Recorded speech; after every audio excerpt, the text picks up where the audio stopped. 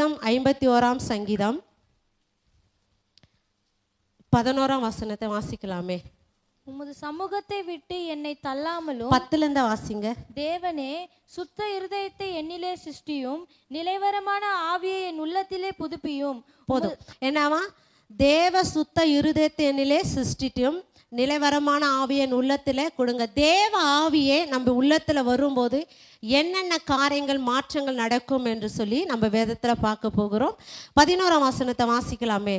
உமது சமூகத்தை விட்டு என்னை தள்ளாமலும் உமது பரிசுத்த ஆவியை என்னிடத்திலிருந்து எடுத்துக்கொள்ளாமலும் இரும். பரிசுத்த ஆவியானவர் நம்மளிடத்திலிருந்து எடுத்து கொள்ளாதபடிக்கு நம்ம என்ன பண்ணணும்? தேவ சமூகத்தில் அனுதினமாக ஜெபிக்க வேண்டும். என்னவனா, ஆண்டவரே, நான் தேவ சமூகத்தை விட்டு தள்ளி போகாதபடிக்கு, எந்த ஒரு சூழ்நிலை இருந்தாலும் தேவனை விட்டு நான் பிரிந்து போகாதபடிக்கு கத்தாவே என்னை ஆண்டவரே உன் மண்டையில் சேர்த்து கொள்ளும். பரிசுத்த ஆவியானவர் என்னை ஆண்டவரே உன்னோட இருக்கும்படியாக என்னை வைத்து கொள்ளும் என்று சொல்லிட்டு நம்ம ஜெபிக்க வேண்டும். 2வது நிலையம் என்னதுன்னா வாசிக்கலாமே கீழே. உமது இரட்சண்யத்தின் சந்தோஷத்தை திரும்பவும் எனக்கு தந்து உற்சாகமான ஆவி என்னை தாங்கும்படி செய்யும். என்னவா? உற்சாகமான ஆவி என்னை தாங்கும்படி செய்யும். பரிசுத்த ஆவியானவர் என்னிடத்திலிருந்து எடுத்துக்கொள்ளாதீங்க. ஃபர்ஸ்ட்டு. செகண்ட், நிலவரமான ஆவி என் உள்ளத்திலிருந்து புதுப்பியுங்கள்.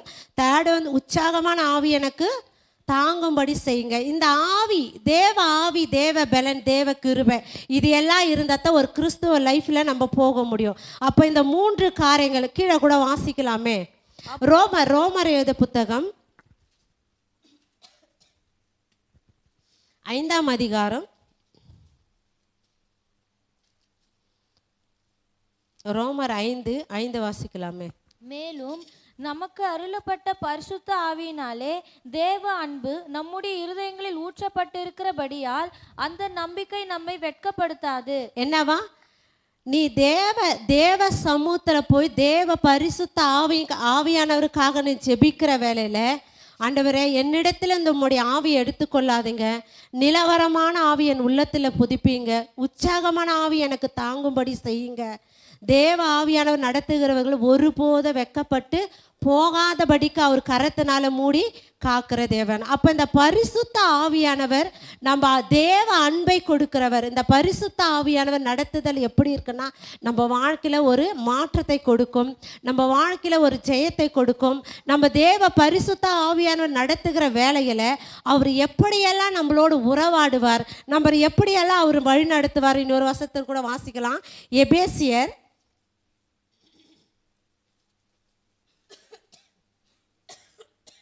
4:30 வாசிக்கலாமே.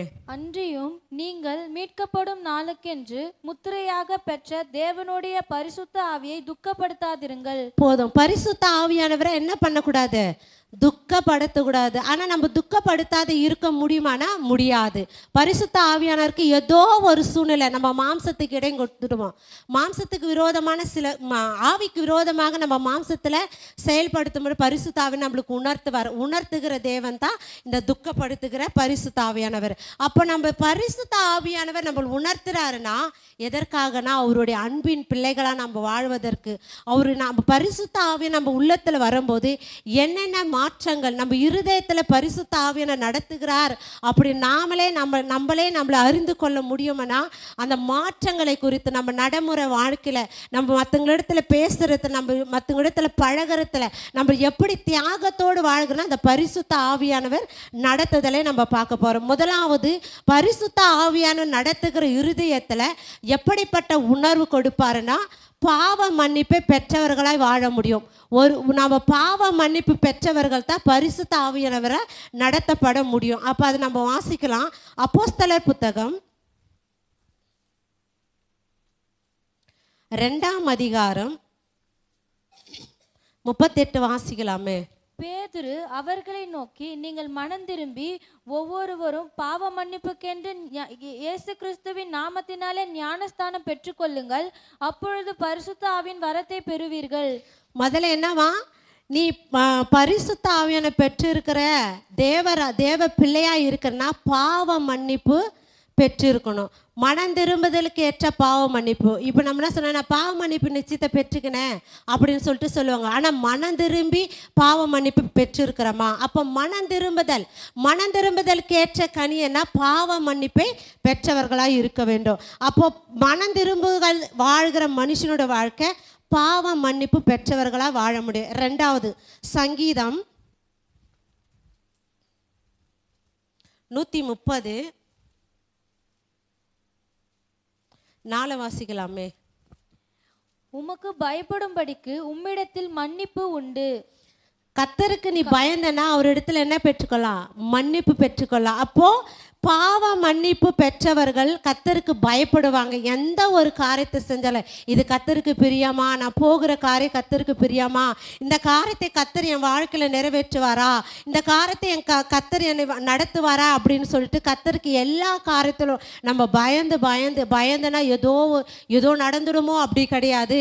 இது கர்த்தருக்கு பிரியமானதா, கர்த்தருக்கு இது பிரியமா இருக்குமா அப்படின்னு சொல்லுகிற நேரத்தில் உமக்கு பயந்து உம்மிடத்தில் மன்னிப்பு உண்டு.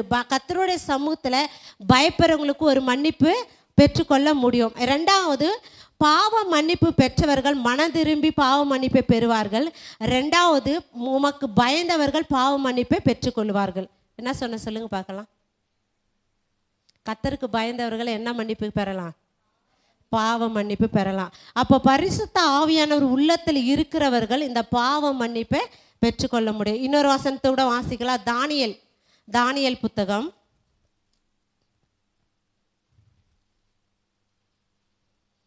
9:10 வாசிக்கலாமே. ஆனாலும் எங்கள் தேவனாகிய ஆண்டவரிடத்தில் இரக்கங்களும் மன்னிப்புகளும் உண்டு. என்னவா? தேவ சமூகத்தில் நீ எந்த காரியத்தை செஞ்சுட்டு உன்னால் முடியாத பட்சத்தில் தேவ சமூகத்தில் போனனா அவர் இரக்கமுள்ள தேவன், நம்மளை மன்னிக்கிறவர். எந்த காரியத்தை வேணா நீ செஞ்சிரு, நீ தவறி செஞ்சாலோ இல்லை துணிகரமாக செஞ்சாலோ தேவ சமூகத்தில் போன்ற ஆண்டவரே நான் தப்பு பண்ணிட்டேன்பா என்னை மன்னின்னு சொல்லிட்டு நீ தேவ சமூகத்தில் போயிட்டு உட்காந்து நீ மன்னிப்பு கேட்டனா அவர் உடனே மன்னிச்சிடுவார். மறுபடியும் வாசிக்கலாம் அந்த வசனத்தை. ஆனாலும் எங்கள் தேவனாகிய ஆண்டவரிடத்தில் இரக்கங்களும் மன்னிப்புகளும் உண்டு. அவர் இறங்குவார். நீ மன்னிப்பு கேட்டனா உடனே இறங்குவார். உடனே இறங்கி நீ செஞ்ச பாவத்தை உடனே மன்னிக்கிற தேவன், இரக்கமுள்ள தேவன் நம் தேவன். அவருடைய பாதத்தில் உட்காந்து நான் இந்த தப்பு பண்ணிட்டேன் அப்படின்னு சொல்லி கேட்குற வேலையில் அவர் மன்னிக்கிற தேவனாக இருக்கிறார். மத்திய சுவிசேஷ புத்தகத்தை எடுத்துக்கலாம். அவர் எப்படியெல்லாம் மன்னிப்பு கொடுக்கிறார் என்று நம்ம பார்த்து கொண்டு இருக்கிறோம். மத்திய புத்தகம் 26:28 வாசிக்கலாமே. இது பாவம் மன்னிப்பு உண்டாகும்படி அநேகருக்காக சிந்தப்படுகிற புது உடன்படிக்கைக்குரிய என்னுடைய ரத்தமா இருக்கிறது. எதில் நம்மளுக்கு மன்னிப்பு உண்டுன்னா அவருடைய ரத்தம் தான் நம்மளுக்கு மன்னிக்கப்படும். இன்னைக்கு நம்ம பாவம் இப்போ நிறைய பேர் என்ன பண்ணுவாங்கன்னா, நம்மளுடைய தேவனை அறியாத இருக்கிற ஜனங்களை என்ன பண்ணுவாங்கன்னா, எதனா ஒன்று பாவம் செஞ்சிட்டாங்கன்னா பலி செலுத்துறேன்னு சொல்லிட்டு ஏதோ ஒரு மிருகத்தை எடுத்து போயிட்டு பலி செலுத்துவாங்க. அது மிருகம் 5 குணமுள்ள மிருகத்திற்கு அந்த உணர்வு கிடையாது. ஆனால் இயேசு கிறிஸ்து தேவகுமாரன் நம்மளை பாவங்களை சுமந்து ஒரு உடன்படிக்கை பண்ணுகிறார். மனிதனுக்கும் தேவனுக்கும் இடையில பிரிக்கப்பட்டு இருக்கிற அந்த பாவத்தை உடைப்பதற்கு ஒரு உடன்படிக்கை பண்ணுகிறார். அந்த உடன்படிக்கையின் பொருள் என்னன்னா அவருடைய ரத்தம். அப்போ அந்த நம்மளுக்கு அவர் என்ன பண்றாருன்னா ரத்தத்தினாலே பாவ மன்னிப்பை பெற்று கொடுக்கிறார். மனம் திரும்புதலுக்கு ஏற்ற பாவ மன்னிப்பு, கர்த்தருக்கு பயந்து நடக்கிறவருக்கு பாவ மன்னிப்பு, இரக்கம் பெற்ற மன்னிப்பு பெறுகிறார்கள். அப்புறம் ரத்தத்தின் உடன்படிக்கையின் பாவ மன்னிப்பை பெறுகிறார்கள். இன்னொரு வசனத்தை கூட வாசிக்கலாம். மார்க் எழுதின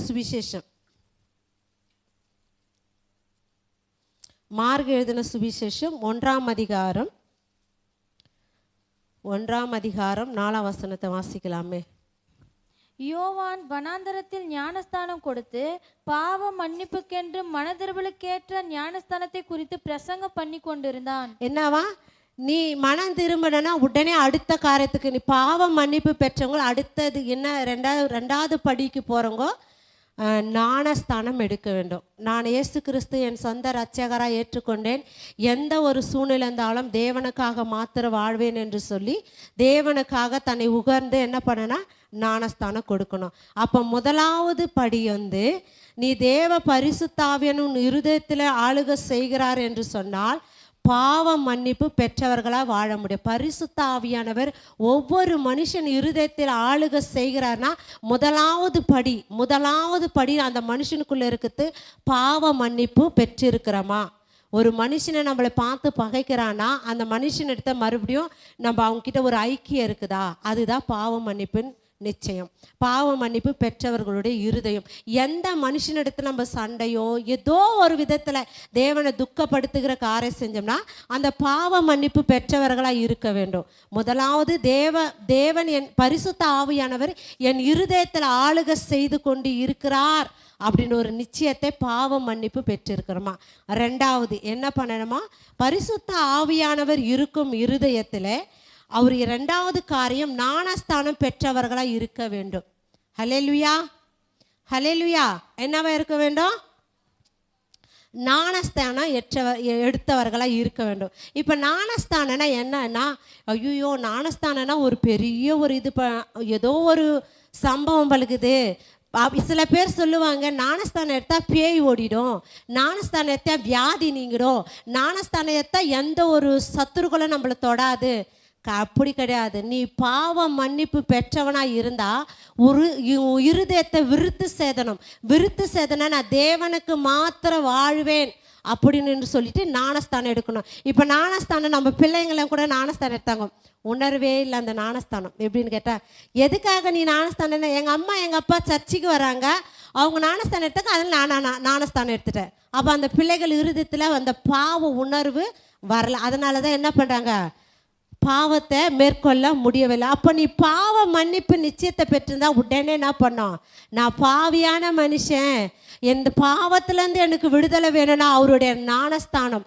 அவர் ஞானஸ்தானம் எப்படிப்பட்ட ஞானஸ்தானம் எடுக்கணும்னா, எப்படி ஞானஸ்தானில் வித்தியாசங்கள் உண்டு. ஒவ்வொரு மனுஷனை போவாங்க தண்ணியில் முங்கிட்டா ஞானஸ்தானம்ன்றாங்க, அதுவும் ஒரு ஞானஸ்தானம் தான். அது எப்படி நம்ம மாம்சத்தில் கண்ணில் பார்க்குற ஞானஸ்தானம். தேவ ஆவியானவர் நடத்துகிற ஞானஸ்தானம் எப்படிப்பட்ட ஞானஸ்தானம்னா, மத்தேயு சுவிசேஷம்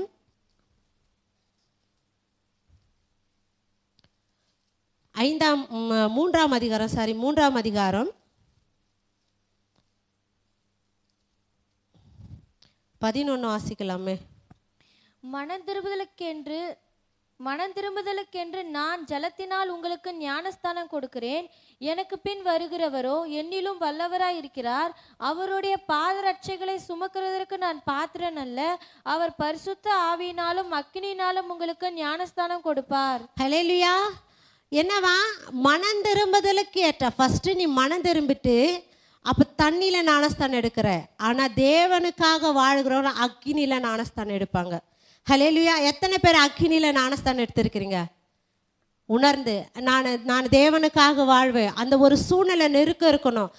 திடீர்னு ஆவியானவர் பேசுறாரு, நீ தேவனுக்காக பிரிக்கப்பட்டவன், நீ தேவனுக்காக வாழ வேண்டும், அப்போ தேவனை நோக்கி நீ ஞானஸ்தானம் எடுக்கணும் அப்படின்னு சொன்னால் அக்கினியில் ஞானஸ்தானம் எடுத்துக்கோ. இப்போ நம்ம எதில் ஞானஸ்தானம் எடுத்துக்கிறோம்?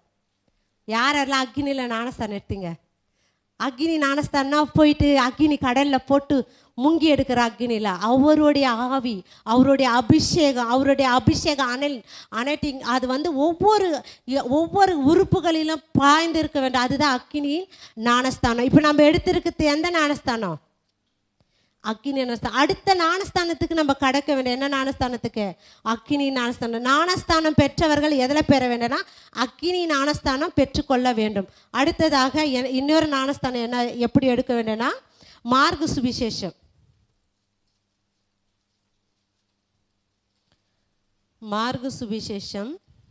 எப்படியா அவரு ஞானஸ்தானிக்கு 1ஆம் அதிகாரம்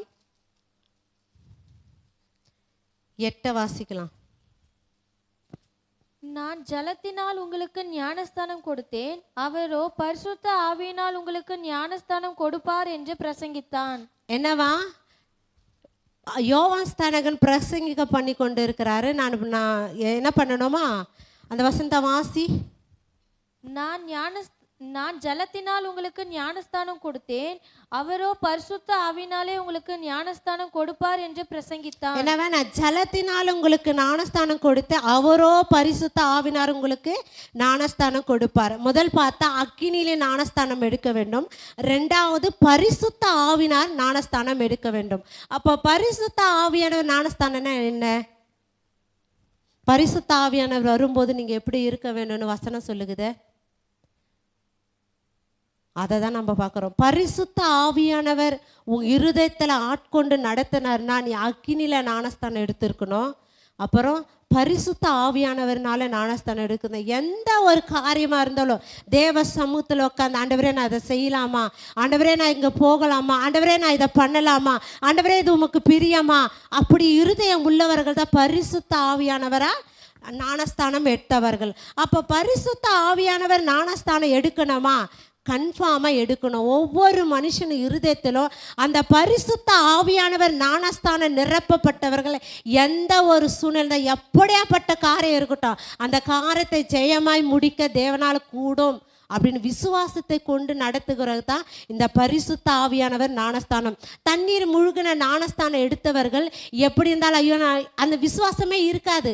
தேவனுக்காக வாழணும், தேவனுக்காக போகணும், தேவ சித்த செய்யணுன்ற ஒரு உணர்வு இருக்காது. ஆனால் அக்கினியிலும் பரிசுத்த ஆவியானவர் நடத்துதலும் நீ ஞானஸ்தானம் எடுத்தனா நீ எப்படியாப்பட்டாலும் எந்த ஒரு சொன்னாலும் நீ எந்த மனுஷனுக்காக நான் வாழ மாட்டேன், தேவனை மாத்திரம் சார்ந்து நான் வாழ்வேன், தேவனுக்காக மாத்திரம் வாழ்வேன் என்று ஒரு தீர்மானத்தை எடுக்க முடியும். அப்போ அக்கினியில ஞானஸ்தானம் எடுக்க வேண்டும், பரிசுத்த ஆவியானவர் ஞானஸ்தானம் எடுக்க வேண்டும். அப்போ பரிசுத்த ஆவியானவருக்கும் அக்கினிக்கும் வித்தியாசம் இருக்கா?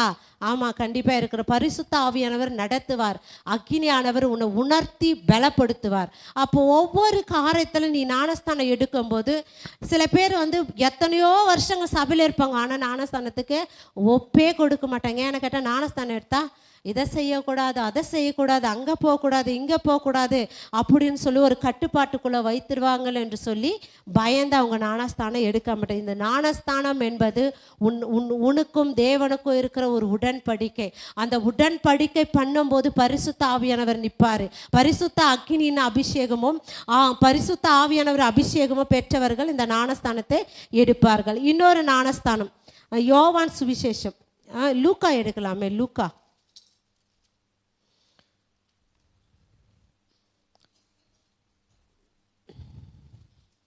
லூக்கா சுவிசேஷம் 3:16 வாசி.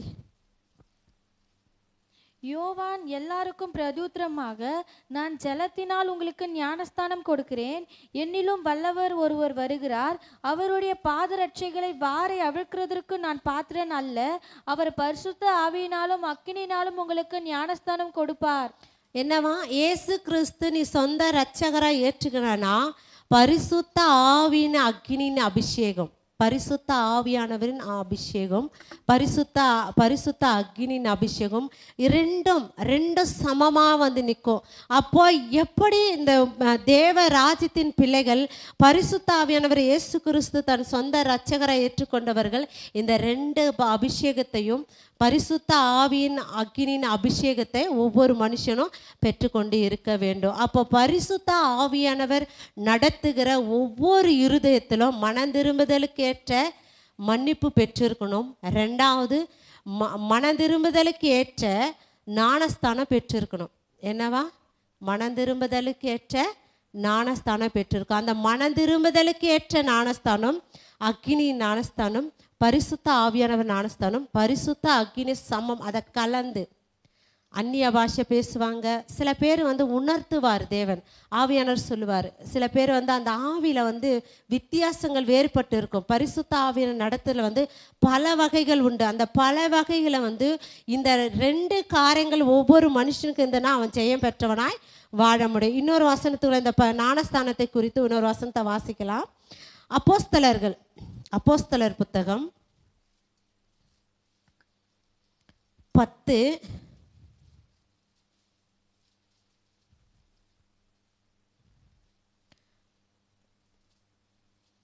47 வாசிக்கலாமே. அப்பொழுது பேதுரு நம்மை போல பரிசுத்த ஆவியை பெற்ற இவர்களுக்கு ஞானஸ்தானம் பெறாதபடிக்கு எவராகிலும் தண்ணீரை விலக்கலாமா என்று சொல்லி கர்த்தருடைய நாமத்தினாலே அவர்களுக்கு ஞானஸ்தானம் கொடுக்கும்படி கட்டளையிட்டான். அப்பொழுது சில நாள் அங்கே தங்கியிருக்கும்படி அவனை வேண்டிக் என்னவா?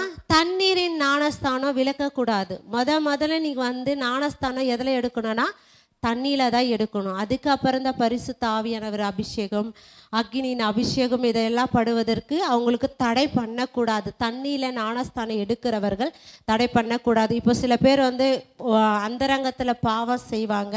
அவங்க நம்ம பார்ப்போம். அவங்க வந்து என்ன சொல்லுவாங்க, இல்லை நான் ஏசப்பாக்காக வாழ போகிறேன், நான் ஞானஸ்தானம் எடுக்க போகிறேன்னா இதை பார்த்தவர்கள் என்ன பண்ணக்கூடாது, தடை பண்ணக்கூடாது. ஏன்னா ஒரு நாள் அவங்களுக்கு மனம் திரும்ப தேவன் ஒரு வாய்ப்பை வைத்திருப்பார். ஞானஸ்தானம் எடுக்கணும் அப்படின்னு உள்ளத்தில் ஏவத்து கூட ஒரு ஆவியானவர் தூண்டுதல். இதை ஞானஸ்தானம் எடுக்கிறது எல்லாராலும் கூடாத காரியம். ஆனால் தேவ ஆவியானவர் ஒரு உள்ளத்தில் பேசினா அந்த ஞானஸ்தானம் எடுப்பாங்க. அப்போ அக்கினியில் ஞானஸ்தானம் எடுக்க வேண்டும், பரிசுத்த ஆவியினாரும் ஞானஸ்தானம் எடுக்க வேண்டும், பரிசுத்த அக்கினியும் கலந்த ஞானஸ்தானம் எடுக்கணும், தண்ணீரில் ஞானஸ்தானம் எடுக்க வேண்டும். அப்போ ஞானஸ்தானத்தில் இது ஒரு வகைனா எப்படி சொல்கிறதுனா இது பிரிக்கப்பட்டவர்களை நம்ம பார்த்துருக்கோம். அடுத்தது பரிசுத்த ஆவியானவர் இருக்கும் இருதயத்தில் மூன்றாவது காரியம். முதல் காரியம் என்ன பார்த்தோம் சொல்லுங்க, வாயை திறந்து சொல்லுங்க. பாவ மன்னிப்பு பெற்றவங்க. ரெண்டாவது ஞானஸ்தானம் எடுக்க வேண்டும். மூன்றாவது சாட்சி உள்ள வாழ்க்கை வாழ வேண்டும். பரிசுத்த ஆவியானவர் என் இருதயத்தில் ஆளுகை செய்கிறார் என்று சொன்னால் சாட்சி வெளிப்படுத்தணும். ஒவ்வொரு மனுஷனும் ஒவ்வொரு கிறிஸ்தவனும் சாட்சி வெளிப்படுத்தணும். கனி இல்லாத மரம் வேஸ்ட்டு. அந்த கனி இல்லாத மரத்தை எங்கே போடணும்?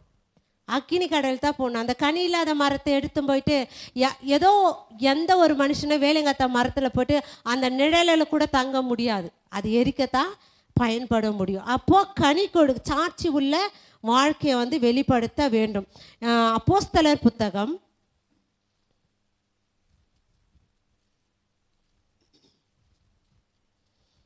1:8 வாசிக்கலாமே. பரிசுத்த ஆவி உங்களிடத்தில் வரும்போது நீங்கள் பலனடைந்து எருசலேமிலும் யூதேயா முழுவதிலும் சமாரியாவிலும் பூமியின் கடைசி பரியந்தமும் எனக்கு சாட்சிகளாய் இருப்பீர்கள் என்றார். பரிசுத்த ஆவியானவர் உங்களிடத்தில் வரும்போது நீ பலனடைந்துனா நான் தேவனுக்காக வாழ்வேன் என்று ஒரு தீர்மானம் எடுத்து எங்கே இருக்கணுமா? எருசலேமில் சாட்சி இருக்கணும், சமாரியில் சாட்சி இருக்கணும். இன்னொரு இடம் இது பூமி கடைசி. நீ பூமியில் வாழுற உன் ஜீவன் பூமியில் இருக்கிற வரைக்கும் கர்த்தருக்காக சாட்சியாக வாங்கணும். சபையில் ஒரு சாட்சி இருக்கணும், சுற்றி இருக்கிற ஜனங்கள் மத்தியில் ஒரு சாட்சி இருக்கணும். அப்போ நீ சாட்சி பெற்றவர் தான் தேவ பரிசுத்த ஆவியின் உங்கள் இருதயத்தில் ஆளுகை செய்து நடத்தி கொண்டு வருகிறார் என்று சொல்லிட்டு நம்ம கடந்து போகலாம். இன்னொரு வசனத்தை கூட வாசிக்கலாம். அப்போஸ்தலர் புத்தகம் 5ஆம் அதிகாரம் 32. இந்த சங்கதிகளை குறித்து நாங்கள் அவருக்கு சாட்சிகளாய் இருக்கிறோம். தேவன் தமக்கு கீழ்ப்படுகிறவர்களுக்கு தந்துள்ள பரிசுத்த ஆவியும் சாட்சி என்றார்கள். தேவ வார்த்தைக்கு அப்படியே கீழ்ப்படுகிறவர்கள். தேவ வார்த்தை யார் போதிக்க முடியும்? தேவ வார்த்தை போதிக்கிறவர் யாரு? ஊழியக்காரர். அப்போ அந்த ஊழியக்காரருக்கு அப்படியே கீழ்ப்படி.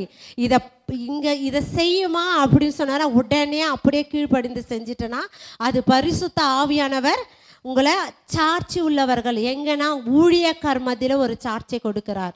அப்போ நீ பரிசுத்த ஆவியானவர் பெற்றுக்கணும்னா நீ வாழற இடத்துல ஒரு சாட்சி, உன் சொந்த மந்தத்தில் ஒரு சாட்சி, நீ இந்த பூமியில் வாழ வரைக்கும் ஒரு மனுஷன் மறிக்கும் போது ஒரு சாட்சி கொடுப்பாங்க. இவங்க இப்படியாப்பட்டவங்க இப்படி வாழ்ந்தாங்க அப்படின்னு சொல்லிட்டு கடைசி வரைக்கும் சாட்சி கொடுக்கணும். ரெண்டாவது என்ன சாட்சி கொடுக்கணுமா? என்ன கொடுக்கணும்னு சொல்லிட்டு வாசி அதையே. இந்த சங்கதிகளை குறித்து நாங்கள் அவருக்கு சாட்சிகளாய் இருக்கிறோம். தேவன் தமக்கு கீழ்ப்படுகிறவர்களுக்கு தந்துள்ள பரிசுத்த ஆவியும் சாட்சி என்றார்கள். கீழ்ப்படிக்கும் போது பரிசுத்த ஆவியானவர் சாட்சி கொடுக்கிறார். ஊழியக்கார வார்த்தைக்கு கீழ்ப்படிக்கும் போது அப்படியே பரிசுத்த ஆவியானவர் உங்களை குறித்து சாட்சிக்கலாம். முதல்ல வந்து நீங்கள் சபையில் ஒரு சாட்சி உண்டு பண்ணிட்டீங்கன்னா வச்சுங்களா, தேவராஜ்யத்துக்கு போகும்போது முதல்ல கூப்பிட்டு கேட்பாரு. இந்த சபையை நடத்துகிற போதகரை கூப்பிட்டு சாட்சி கொடுக்க சொல்லுவார். அப்போ இந்த சபையில் இந்த விசுவாசி இப்படி கீழ்ப்படிந்தது, நான் உம்முடைய வார்த்தையை நான் போதிக்கும் போது அந்த வார்த்தைக்கு அப்படியே கீழ்ப்படிந்து நடந்தார்கள் என்று சொல்லிட்டு அந்த ஊழியக்காரங்களை குறித்து சாட்சி கொடுக்கணும். அப்போ ஊழியக்காரர் சொல்லுகிற வார்த்தைக்கு அப்படியே கீழ்ப்படியும் போது என்ன பண்ணுவார்? உங்களை குறித்து ஒரு சாட்சியை கொடுப்பாரு. இன்னொரு சாட்சி கூட பார்க்கலாம். அப்போஸ்தலருக்கு 6ஆம் அதிகாரம் 3 வாசிக்கலாமே. ஆதலால் சகோதரரே, பரிசுத்த ஆவியும் ஞானமும் நிறைந்து நற்சாட்சி பெற்றிருக்கிற 7 பேரை உங்களில் தெரிந்து கொள்ளுங்கள், அவர்களை இந்த வேலைக்காக ஏற்படுத்துவோம். என்னவா? நற்சாட்சி பெற்றவர்கள் யார் இருக்க வேண்டும்? பரிசுத்த ஆவியானவரும் ஞானமும் நிறைந்தவரும். பரிசுத்த ஆவியானவர் ஞானத்தை கொடுக்கிறார். அப்புறம் என்ன கொடுக்குறாரு? நீ நடக்க வேண்டிய வழிகளை எல்லாத்தையும் சொல்லத்தக்க நிறையத்தக்கத ஞானத்தை கொடுத்து சாட்சி பெற்றவர்கள். இந்த 7 பேர் எதற்காகனா, தேவ பிள்ளைகள் சபையில் இருக்கிறவங்களுக்கு பந்தி விசாரிக்கும்படியாக இந்த 7 பேரை பிரித்தெடுப்பார். அப்போ அந்த 7 பேருக்கு என்ன கொடுக்குன்னா, ஒரு ஐக்கிய விருந்து, ஒருத்தர் சபையில் ஒரு சாப்பாடு பரிமாறத்து கூட பரிசுத்த ஆவியானவர் தேவை. அதுக்கென்று நியமிக்கப்படணும். இப்போ எல்லாரால எல்லா காரியத்தையும் செய்ய முடியாது.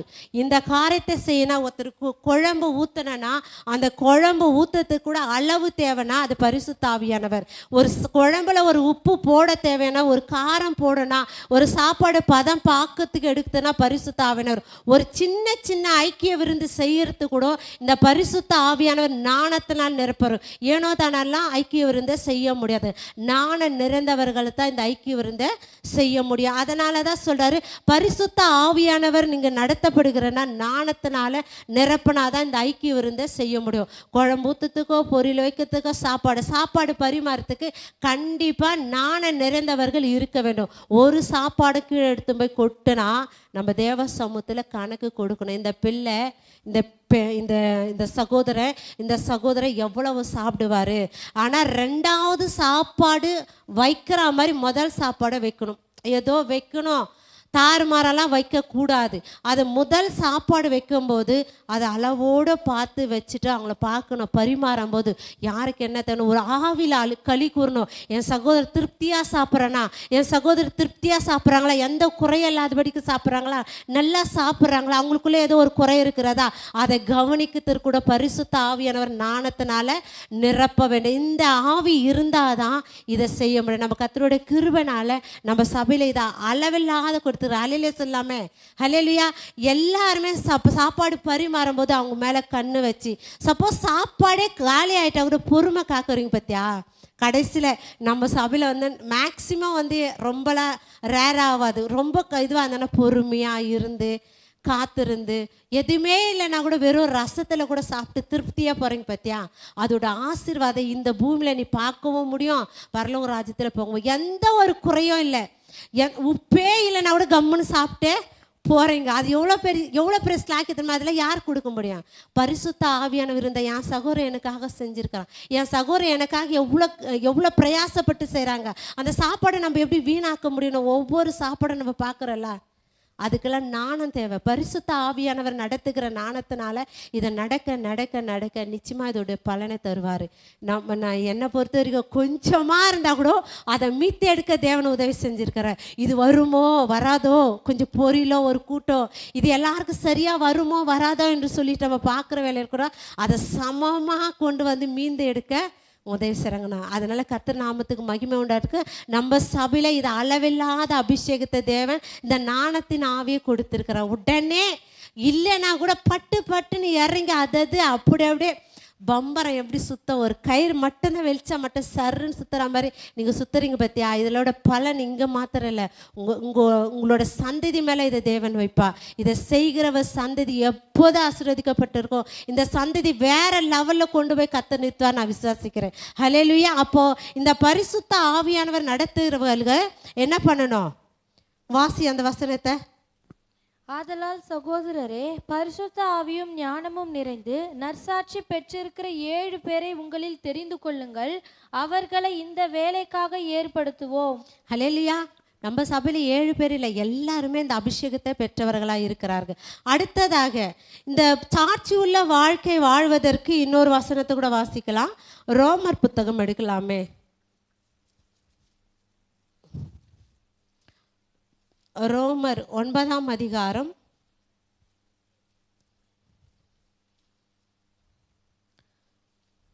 9:2 வாசிக்கலாமே. நான் சொல்லுகிறது பொய்யல்ல, கிறிஸ்துவுக்குள் உண்மையை சொல்லுகிறேன் என்று பரிசுத்த ஆவிக்குள் என் மனசாட்சியும் எனக்கு சாட்சியா இருக்கிறது. ஹல்லேலூயா. உண்மையா இருக்கணும். எந்த விஷயத்துல உண்மையா இருக்கிற நீ பரிசுத்த ஆவியானவர் நிரப்பப்பட்ட இருதயமா இருந்தா மனசாட்சியில உண்மை இருக்கணும். மனசாட்சியில் உண்மை இருக்கணும். மனுஷனுக்கு நீ உண்மையாக இருக்கிறியோ இல்லையோ, நீ மனசாட்சியில் உண்மையாக இருந்தனா அந்த மனுஷனுக்கு நீ உண்மையாக உன்னை வெளிப்படுத்த. உன் சாட்சி எப்படி இருக்குது? உன் மனசாட்சிக்கு விரோதமாக செயல்படுதா? இல்லை இந்த மனுஷன் இன்னைக்கு நான் இதை செய்யலைன்னா அவன் கோச்சிப்பானே அப்படின்னு சொல்லிட்டு மனசாட்சியை சாகடிச்சிட்டு நீ இதை செய்கிறியா? அப்போ நீ மனசாட்சி உண்மை உள்ளவனாக இருந்தனா உன் வாழ்க்கை பரிபூரண ஆசீர்வாதத்தை பெற்றுக்கொள்ள முடியும். உன் மனசாட்சி எந்த காரியத்தில் தேவன் உன் மனசாட்சியை தான் கேட்குறார். நீ எதை செய்ய போகிற, நீ எதை பயன்படுத்த போகிற, நீ எதற்காக வாழ போகிறன்னு தீர்மானிக்கிறது எதுனா இந்த மனசு தான். அந்த மனசை நீ தேவனுக்காக மாத்திரம் நான் வாழ போகிறேன்னு என்று சொல்லி மனசாட்சியில் நீ விட்டு கொடுத்தனா அதை என்ன பண்ணுவார்? உன்னை நடத்துவார். அப்போ மனசாட்சியை என்ன பண்ணக்கூடாது? சாகடிக்கக்கூடாது. எத்தனை பேர் இன்னைக்கு நம்ம மனசாட்சி ஏதோ ஒரு சூழ்நிலை, ஏதோ கோபம் வந்துச்சுன்னா அந்த மனசாட்சி இருக்கான்னு அந்த மனுஷனுக்கு தெரியாத அளவுக்கு பேசிடுவோம். அப்புறம் நீ கிறிஸ்துவன் எப்படி நீ சாட்சி பெற்றவன் வாழ முடியும்? மனசாட்சியில் அதை பேசுறியாமா அப்படின்னு சில பேர் சொல்லுவாங்க. அப்போ தேவனுக்கு பிரியமானது தேவன் தங்குகிற இந்த மனசாட்சியை நம்ம சாகடிச்சிட்டு பேசுனா நம்ம வாழ்க்கையில் சாட்சி இல்லை, கிறிஸ்துவின் சாட்சி இல்லை. பரிசுத்த ஆவியானவர் இருதயத்தில் ஆளுகை செய்யத்தக்கதான வாய்ப்பை இழந்து கொண்டு இருக்கிற. அப்போனா நீ பரிசுத்த ஆவியானவர் இருதயத்தில் தங்கியிருக்கிறன்னா மனசாட்சி மெயின் ஃபோக்கஸ் பண்ணி நீங்கள் நடத்த வேண்டும். அந்த மனசாட்சி தான் தேவன் உங்களை ஆளுகை செய்வார். நீ எந்த ஒரு காரியமாக இருக்கணும். இப்போ நீங்கள் உட்காந்துன்னு இருக்க உங்கள் வீட்டில் யாரோ ஒருத்தர் வராங்க, அவங்களுக்கு உங்கள் வீட்டில் எதுவுமே இல்லை, சாப்பாடே இல்லை, கொஞ்சம் சாப்பாடு தான் இருக்குது, அவங்களுக்கு வரவங்களுக்கு கொடுக்கணும் அப்படின்னு மனசாட்சி ஏவுது பற்றியா? அது தேவ மனசாட்சி. ஐயோ இந்த டைம் வந்துட்டாங்களே பின்னாடி எடுத்து மறைக்கிறோம் பற்றியா? அது தேவ மனசாட்சியே கிடையாது. தேவனை சகோதரனை பகைக்கிற அது ஒரு மனசாட்சி. என்கிட்ட இல்லை ஆனாலும் நான் தேவனுக்காக கொடுப்பேன் அப்படின்னு சொல்லிட்டு ஒரு தீர்மானம் எடுக்கிறீங்க பார்த்தியா? அந்த மனசாட்சி தேவன் வரவேற்கிறார். அப்போது எத்தனாவது காரியம் அது? 3வது காரியம். என்ன காரியம்? 3வது காரியம் என்ன எப்படி வாழணும்? சாட்சி உள்ள வாழ்க்கணும். ஃபஸ்ட்டு காரியம் என்ன காரியம்? பாவ மன்னிப்பு பெற்றிருக்கணும். 2வது ஞானஸ்தானம் எடுத்துக்கணும். 3வது சாட்சியாக வாங்கணும். 4வது பார்க்கலாமா? 4வது தேவ பலன் பெற்றவர்களை தான் இந்த மனசாட்சிக்குள்ள பரிசுத்த ஆவியானவர் நடத்துகிற ஒருவர்களுக்கு. எந்த ஒரு சூழ்நிலை இருந்தாலும் தேவனுக்காக அந்த பலன் இருக்கணும். பயந்து ஓடி ஒளியிருத்தெல்லாம் கிடையாது. தேவனுக்காக வாழ்வதற்கு தேவ பலன் இருக்கணும். எப்படி இருக்கணுமா அந்த பலனு? தேவ பலனு என்னாகமம் புத்தகம் எடுத்துக்கலாமே. என்னாகமம் 23ஆம் அதிகாரம் 22 வாசிக்கலாமே. தேவன் அவர்களை எகிப்திலிருந்து புறப்பட பண்ணினார். காண்டாமிருகத்துக்கு ஒத்த பலன் அவர்களுக்கு உண்டு. என்னவா? பலத்தின் ஒத்த பலன் உண்டு. காண்டாமிருகத்துக்கு எதில் பலன் இருக்கு? யாரெல்லாம் காண்டாமிருகத்தை பார்க்கல? அட்லீஸ்ட் நான் டிவியில் கூட பார்க்கல. காண்டாமிருகத்தை பார்த்துக்கிறான். காண்டாமிருகத்தை பார்க்கறது நல்லா பாடியாக இருக்கும். அது பலன் எங்கே இருக்குன்னா அது கொம்பு எங்கே இருக்கா? சைட்லேயோ இல்லை பின்னாடியோ எங்கேயும் கிடையாது, அது முகத்தில் இருக்கும். அப்போது காண்டாமிருகத்தின் பலன் கொம்பு. காண்டாமிருகத்தின் பலனை ஆண்டவர் நம்மளுக்கு கொடுக்குறேன்னா முகம்தான் நம்மளுக்கு காண்டாமிருகத்தின் பலனை கொடுக்கிறது. உன் முகம் பரிசுத்த ஆவியானவர் பெற்ற முகம், பரிசுத்த ஆவியான் நடத்துகிற முகத்தில் அவங்க தெரியும். உங்கள் முகத்தை பார்த்து நீ கிறிஸ்துவ பொண்ணா, நீ தேவனுக்காக அபிஷேகம் பெற்ற. நீ ஒரு சில பேர் ஊழியக்காரங்க வளர்ந்த ஊழியக்காரனா அபிஷேகம் பெற்றியா அப்படின்னு சொல்லிட்டு முகத்தை பார்த்தே கண்டுபிடிச்சிடுவாங்க. இந்த முகம் எதுக்காக இருக்குது, இந்த முகம் எப்படி போகுதுன்னு சொல்லிட்டு அந்த முகத்தை வச்சே கண்டுபிடிங்க. அப்போ அந்த காண்டாமிருகத்தின் பலன் நம்ம வாழ்க்கையில் இருக்க வேண்டும். முகத்தை பார்த்து ஒரு மனுஷன் என்ன சொல்லுவாங்க, ஒரு முகத்தை மனுஷன் முகத்தை பார்த்து நடக்கிறான், தேவனோ இருதயத்தை பார்த்து நடக்கிறான். அப்போ தேவ மனுஷர்கள் நீ காண்டாமிருகத்திற்கு ஒத்த பலனை பெற்றிருக்கிற அப்படின்னு சொல்லனா, காண்டாமிருகத்திற்கு பலன் எங்கே இருக்குன்னா அந்த கொம்பில் இருக்கிறது. அந்த கொம்பு எங்கே இருக்குதுன்னா அது முகத்தில் தான் இருக்கிறது. அப்போ ஒவ்வொரு கிறிஸ்தவனும் நீ காண்டாமிருகத்தின் பலனாக இருக்கிறோம். உன்னை சத்துரு எதிர்க்க வந்தனா, நான் கிறிஸ்துவன் பிள்ளைடா, நான் கிறிஸ்துவுக்காக வாரண்டா, நான் தேவ பிள்ளைடா, தேவ ராஜ்யத்தின் பிள்ளைடான்ட்டு முகத்தை பார்த்து அந்த சத்துருவை எதிர்க்கணும். அதுதான் காண்டாமிருகத்தின் பலன். அப்போ அந்த காண்டாமிருகத்திற்கு எங்கே இருக்குதுன்னா முகத்தில் தான் இருக்குது. நம்ம முகங்கள் எப்போதும் பொலிவாக இருக்குது. அதுக்காக நம்ம மேக்கப் போடலாமே மேக்கப் போடலாம். எதுக்காக போடலாம்? வறண்ட சருமமாக இருந்தால் அதுக்கேற்ற மாதிரி அந்த சருமத்தை காக்கத்தக்கதானே போடலாம். அதுக்காக ஃபுல் டைம் மேக்கப் செட்டோட சுற்றுறதுக்கு அது பலன் இல்லை. தேவ பிரசனத்தை நம்மளை நிரப்பும் போது நம்ம முகம் எப்படி இருக்கும்?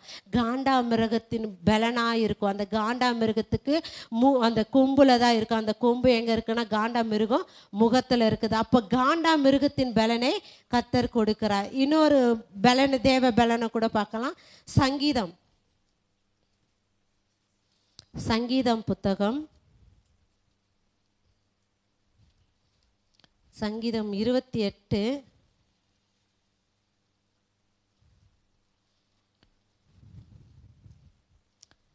வாசிக்கலாமே. கர்த்தர் அவர்களுடைய பலன், அவரே தாம் அபிஷேகம் பண்ணினவர்களுக்கு அரணான அடைக்கலமானவர். என்னவா?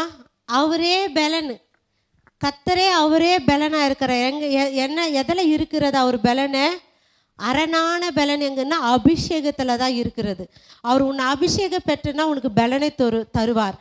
அப்போ அவர் எந்த பலத்தில் கூட அரணான பட்டணம். அரணன்றா உன் வீட்டுக்கு எப்போதும் ஒரு வீடு கட்ட அதை சுற்றி மதுசேறு கட்டுறீங்க பார்த்தா, அதுதான் அரணான கோட்டைன்னு சொல்லிட்டு நம்ம சொல்லுகிறோம். அப்போது உனக்கு எல்லா சூழ்நிலையிலும் அவரே உனக்கு பலனாக இருக்கிறார். அவரே உனக்கு அரணான கோட்டையாக இருந்தால் நீ போகும்போது வருகும்போதோ நீ தூங்கும்போதோ நீ பேசும்போதோ நடக்கும்போதோ அவரே உனக்கு பலனாக இருக்கிறார். அப்போ அரணான பலனாக இருக்கிறார். நீ அரணான பலனாக இருக்கணும்னா அவருக்கு எப்படி இருக்கணும்?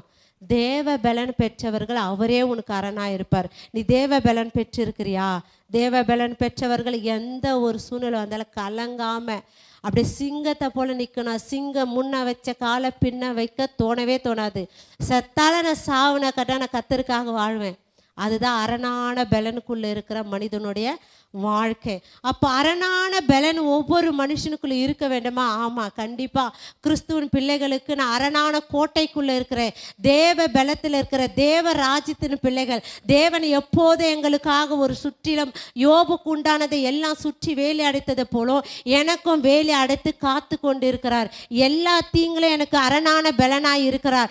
எந்த ஒரு சோதனைகள் வந்தாலும் எந்த ஒரு போராட்டங்கள் வந்தாலும் என் மன சோர்விலும் என் சரீர சோர்வு இருக்கும்போது அவரே எனக்கு அரணான பலனாய் இருக்கிறார் என்று சொல்லி தேவ பலன் பெற்றவர்கள் தான் சொல்ல முடியும், செயல்பாடுக்குள்ள கொண்டு வர முடியும். அப்போ தேவ பலன் வேணுமா? கண்டிப்பா ஒவ்வொரு கிறிஸ்துவனும் தேவ பலன் இல்லாத வாழவே முடியாது. இன்னைக்கு எத்தனையோ பேர் பிறந்தார்கள், எத்தனையோ பேர் மரித்து கொண்டு இருக்கிறார்கள். ஆனா இன்னைக்கு நம்மளுக்கு கொடுத்திருக்கிற தேவ பலன் இன்னைக்கு நம்மளுக்கு அரணான கோட்டையாய் வைத்து அவர் என்ன பண்றாரு? பாதுகாத்து பராமரித்து அவரை நம்மளை நடத்தி கொண்டு வருகிறார். அப்போ நம்மளுக்கு என்ன இருக்க வேண்டும்? தேவ பலன் பெற்றவர்களாய் வாழவனே. எபேசியர் புத்தகத்தில் கூட ஒரு வசனத்தை வாசிக்கலாமே.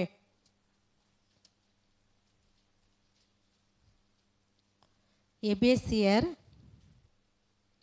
6ஆம் அதிகாரம் 5ஆம் வசனத்தை வாசிக்கலாமே. வேலைக்காரரே, நீங்கள் கிறிஸ்துவுக்கு கீழ்ப்படுகிறது போல சரீரத்தின்படி உங்கள் எஜமான்களாய் இருக்கிறவர்களுக்கு பயத்தோடும் நடுக்கத்தோடும் கபடற்ற மனதோடும் கீழ்ப்படிந்து. எத்தனை வாசிக்கிற? 6:5. நீ எதை எடுத்து வாசிக்கிற பாரு. எபிரேயர் 4:5 6:5. தேவனுடைய வார்த்தையும் இனிவர் உலகத்தின் பலனாய் ருசித்து பார்த்து. அப்போ தேவனுடைய பலன் வாசிக்கலாமே. தேவனுடைய நல்வார்த்தையையும் இனி வரும் உலகத்தின் பலன்களையும் ருசித்து பார்த்தும் போதும். என்னவா? தேவனுடைய வார்த்தை ஒவ்வொரு வார்த்தையும் பலனை கொடுக்கிறது. ஒரு ஊழியக்காரன் சொல்லுகிற வார்த்தை தேவ வார்த்தை. அந்த தேவ வார்த்தை கேட்கும்போது பலன் அடையணும், பலன் அடைந்து கொண்டே இருக்கணும். இந்த உலகத்தில் நம்மளுக்கு பலனை ருசிக்கணும்னா தேவ வார்த்தை நம்ம ருசித்து கொண்டே இருக்கணும். கத்தர் என் பட்சத்தில் இருக்கிறார், கத்தர் நல்லவர் என்பதை ருசித்து பாருங்கள் என்று சொல்லி அந்த வார்த்தையை ருசிக்க ருசிக்க ருசிக்க ருசிக்க அவர் என்ன கொடுக்கிறார்? தேவ பலனை கொடுக்கிறார். அப்போ தேவனுடைய வார்த்தை நம்மளுக்கு பலனை கொடுக்கிறார். அவருடைய வார்த்தை நம்மளுக்கு பலனை கொடுக்கிறாரு. அப்போ நம்ம தேவ பலன் பெற்றவர்கள் எப்படி இருக்கணும்? காண்டாமிருகத்தின் பலனை பெற்றிருக்கணும். ரெண்டாவது என்ன பண்ணுங்க? அவர் அரணான கோட்டைக்குள்ள நம்ம பலன் பெற்றிருக்கணும். அடுத்ததாக தேவனுடைய வார்த்தையில பலன் பெற்று கொண்டு இருக்கோம். அப்போ தேவ பலன் பெற்றவர்கள் எந்த மாதிரி வாழ வேண்டும்னு சொன்னா, காண்டாமிருகத்தின் முகத்தில் நம்ம முகத்தை பார்த்து தான் நம்ம பலனை சொல்வார்கள். நீ என்ன சோர்ந்து போயிருக்கிற, என்ன உனக்கு உடம்பு சரியில்லை, எங்கே பார்த்து சொல்லுவாங்க? நம்ம முகத்தை பார்த்து சொல்லுவாங்க. நீ என்ன சோகமாக இருக்கிற, ஏன்னா உனக்கு எதனா மன கஷ்டமா, எதனா இழந்துட்டியா அப்படின்னு என்று சொல்லுகிற வேலையில் எங்கே பார்ப்பானா? முகத்தை பார்ப்பாங்க. அந்த காண்டாமிருகத்தின் முகத்தை நம்மளுக்கு தேவன் கொடுக்கிறார். ஹல்லேலூயா, விசுவாசிக்கலாமே. அந்த காண்டாமிருகத்தின் பலன் எதற்குனா, முகத்தை பார்த்து ஒவ்வொரு கிறிஸ்துவன் உன் கூட பரிசுத்த ஆவியானவர் இருக்கிறார், தேவன் உன்னோடு அசைவாடுகிறார், உன் பக்கத்தில் நிற்கிறவர்கள் ஏதோ ஒரு சூழ்நிலை உன் பக்கத்தில் நிற்கிறாங்களோ அவங்களுக்கு சமாதானம் கொடுக்க தேவன் முடியும். அவருடைய பரிசுத்த ஆவியானவர் அப்படியா அந்த பலனை கொடுக்கிறார். அடுத்ததாக என்ன பண்ணமா? இந்த பரிசுத்த ஆவியானவர் இருக்கும் இருதயத்தில் வரங்களை பெற்றிருப்பார்கள். ஹல்லேலூயா. வரங்கள்லாம் நம்மளுக்கு தெரியும். எப்படி சொல்கிறாங்க? தீர்க்க தரிசனம் வர சொல்கிறது, சொப்பனை வர சொல்கிறது, அந்த மாதிரி வரத்துடைய இன்னொரு வரங்கள் இருக்குது. அது கண்டிப்பாக இருக்கணுமா? கண்டிப்பாக ஆவியானவர் நடத்துகிறதுக்கு அந்த ஜனங்கள் நடத்த வேண்டிய விதத்தில் இருக்கிறது. அப்போ வரங்கள் பெற்றவர்கள். மார்க் எழுதின சுவிசேஷம்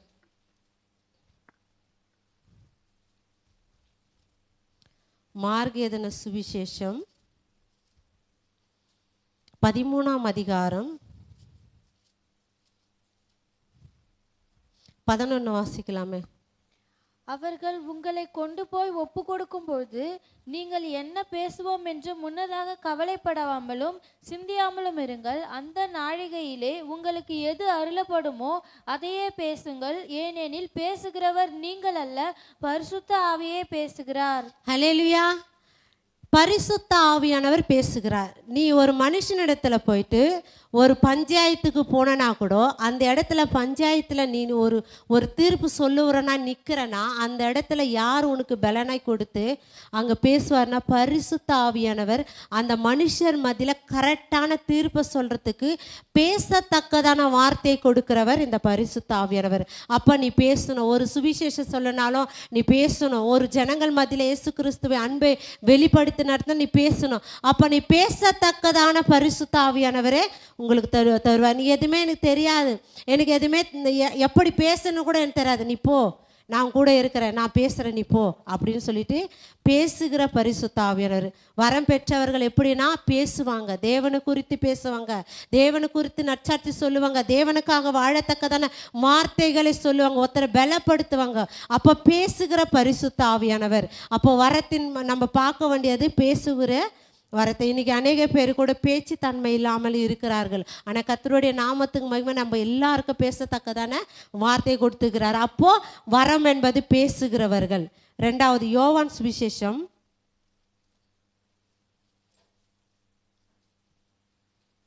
யோவான் சுவிசேஷம் 14ஆம் அதிகாரம்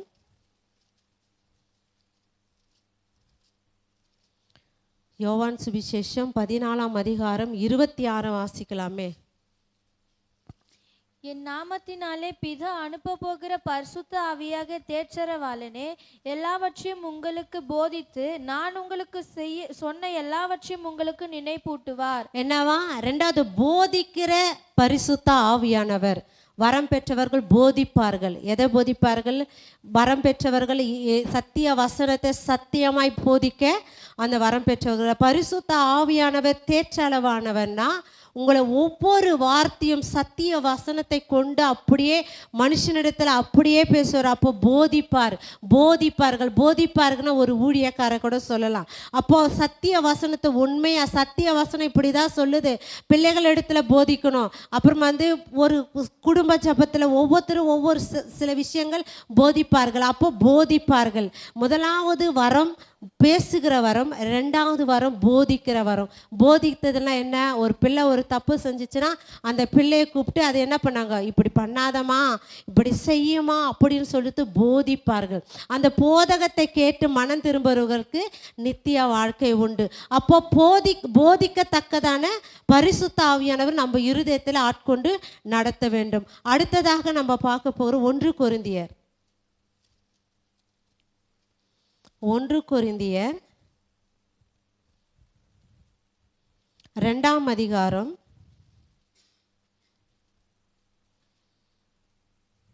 13ஆம் வசனத்தை வாசிக்கலாமே. அவைகளை நாங்கள் மனுஷ ஞானமாய் போதிக்கிற வார்த்தைகளாலே பேசாமல் பரிசுத்த ஆவி போதிக்கிற வார்த்தையினாலே பேசி ஆவிக்குரியவைகளை ஆவிக்குரியவைகளோடு சம்மதப்படுத்தி காண்கிறோம். ஹல்லேலூயா. நீ பரிசுத்த ஆவியானவரால் போதிக்கப்படும் வார்த்தைகளை ஆவியில கலந்து பேச வேண்டும். பரிசுத்த ஆவியானவர் வார்த்தையில பேசும்போது அந்த ஆவியில கனெக்ஷனை காட்ட வேண்டும். இந்த வசனோட கோட்பாடு பட்டு இருக்கிறது, இந்த வசனம் தேவ வசனத்துக்கு உட்பட்டது. அப்போ ஆவியில என்ன பண்ணனா போதிக்க வேண்டும். ஆவி வசனங்கள்னால போதிக்கிற வரத்தை கத்தர் கொடுப்பாரு. இப்போ சுகமாக்குற வரம் கொடுப்பாரு, எல்லா வரத்தை கொடுப்பாருங்க. இந்த சாதாரண ஒரு விஷயத்தை கத்தர் எல்லார் லைஃப்லும் கொடுக்கறது, பேசுகிற வரத்தை கொடுக்கிறார், போதிக்கிற வரத்தை கொடுக்கிறார். பரிசுத்த ஆவினாலே வசனங்களை வார்த்தைகளை கொண்டு போதிக்கிற வரத்தையும் கத்தர் கொடுக்கிறார். அப்போ பரிசுத்த ஆவியானவர் இருக்கும் இருதயத்தில் வரங்கள் பெற்றிருப்பார்கள். ஒவ்வொரு விசுவாசிக்குள்ளும் ஒவ்வொரு வரத்தை தேவன் கொடுத்திருக்கிறார். அது என்ன வரணும் உங்களுக்கே தெரியலனா கூட ஒரு ஊழியக்காரர் கண்டுபிடிச்சிறாரு. ஒரு ஊழியக்காரர் எப்படி கண்டுபிடிங்க, இந்த வரத்தினால இந்த ஆத்மா நிரப்பப்பட்டுக்கிறது. வரத்தை தான் பார்க்கணும். தேவன் ஒவ்வொருத்தருக்கும் ஒரு வரத்தை கொடுத்து இன்னைக்கு சபையில் உட்கார வச்சுக்கிறாங்க. யாரும் அனாவசியமாகவும் கிடையாது. தேவ பிள்ளைகள் மீது தேவ கரமும் வரமும் வைத்திருக்கிறார். வரம் இல்லாமல் ஒருவனும் தேவ சமூகத்தில் வரவே முடியாது. அப்போ வரம் பெற்றவர்கள் தேவ பிள்ளைகளாய் வாழ்கிறார்கள். அடுத்ததை கூட பார்க்கலாம். அப்போஸ்தலர் 2:4 வாசிக்கலாமே. இதே 2:4 அப்போஸ்தலர் புத்தகம் 2:4. அவர்கள் எல்லாரும் பரிசுத்த ஆவியினால் நிரப்பப்பட்டு ஆவியானவர் தங்களுக்கு தந்திரின வரத்தின்படியே வெவ்வேறு பாஷைகளினாலே பேச தொடங்கினார்கள். என்னவா பாஷை? வெவ்வேறு பாஷை, அந்நிய பாஷை கொடுக்கிறார். நீ முதல்ல தேவனுக்காக போதிக்கிற வரம் பெற்றிருக்கணும். ரெண்டாவது போதித்து அதாவது ஜனங்கள் மத்தியில் பேசுகிற வரத்தை. அப்புறம் மூன்றாவது பரிசுத்த ஆவியான வார்த்தையை பேசுகிற வரம், அந்நிய பாஷை பேசுகிற வரத்தை கத்தர் கொடுக்கிறார்.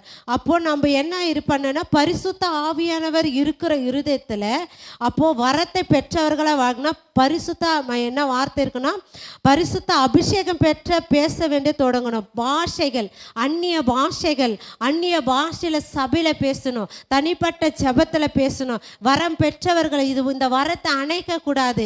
எப்போதும் அந்த வரத்தின் வித்தியாசங்களை காண வேண்டும். அப்போ பரிசுத்த ஆவியானவர் அபிஷேகத்தினால பாஷைகள் பேச வேண்டும். உன் இருதயத்தில் பரிசுத்த ஆவியானவர் தங்கி இருக்கிறார்னா இந்த வரங்கள் எப்போது கிறிஸ்துவ லைஃப்பில் உலாவி கொண்டே இருக்கணும். அன்னுதினமும் இந்த வாழ்க்கையில் பரிசுத்த ஆவியானவர் நடத்துகிற வாழ்க்கையில் உலாவி கொண்டே இருக்கணும். அப்போ வரம் பெற்றவர்களாக இருக்கணும். அடுத்ததாக சுவிசேஷம் சொல்லவர்களாக இருக்க வேண்டும். பரிசுத்த ஆவியானவர் தங்குகிற இருதயத்தில் எப்போதும் சுவிசேஷம் சொல்லுகிறா இருக்க வேண்டும். அந்த வசனத்தை வாசிக்கலாம். அப்போஸ்தலர் புத்தகம் 4ஆம் அதிகாரம்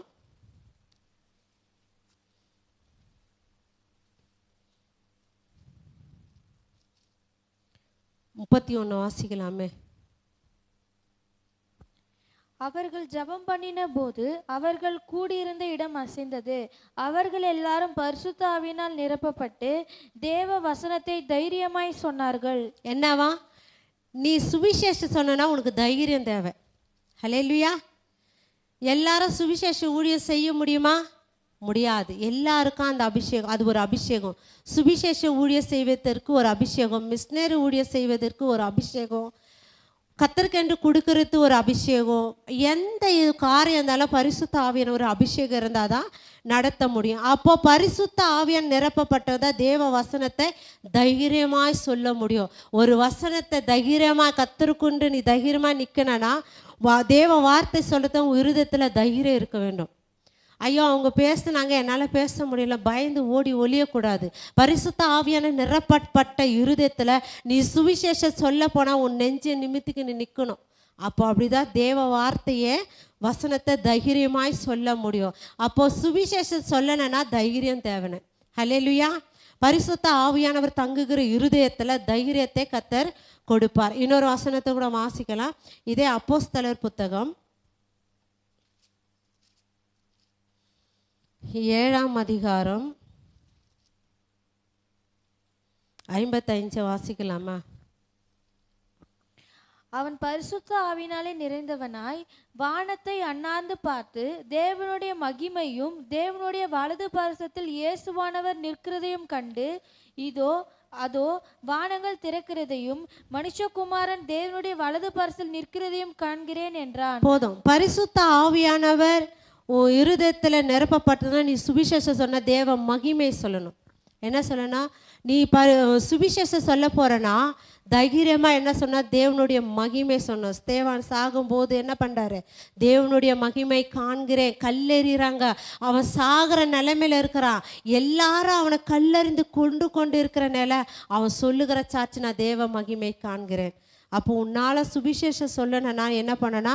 தேவ மகிமையை குறித்து சுவிசேஷம் சொல்லணும். அவர் நல்லவர், உன் வாழ்க்கையை மாற்றுவார், உனக்கு சமாதானத்தை கொடுப்பார், உனக்கு இருக்கிற எல்லா சூழ்நிலை மாற்றுவார் என்று சுவிசேஷம் சொன்னோம். முதலாவது அவங்க ரட்சிப்புக்கு ஏற்ற சுவிசேஷம் சொன்னோம். ரெண்டாவது அவங்க நித்திய வாழ்க்கை குறித்து சுவிசேஷம் சொன்னோம். மூன்றாவது அவங்க வாழ்கிற வாழ்க்கை எப்படி வாழ வேண்டும்னு வழிமுறையை சுவிசேஷத்தை சொல்லணும். அப்போ நீ சுவிசேஷம் சொல்லனா பரிசுத்த ஆவியானவர் உங்ககிட்ட இருக்கும்போது முதலாவது எப்படி சொன்ன? தைரியமாக சொல்லணும். ரெண்டாவது மகிமையை சொல்லணும். தேவ மகிமையை சொல்லுகிற சுவிசேஷமாக இருக்கணும். அடுத்ததாக ரோமர் புத்தகம் 15ஆம் அதிகாரம்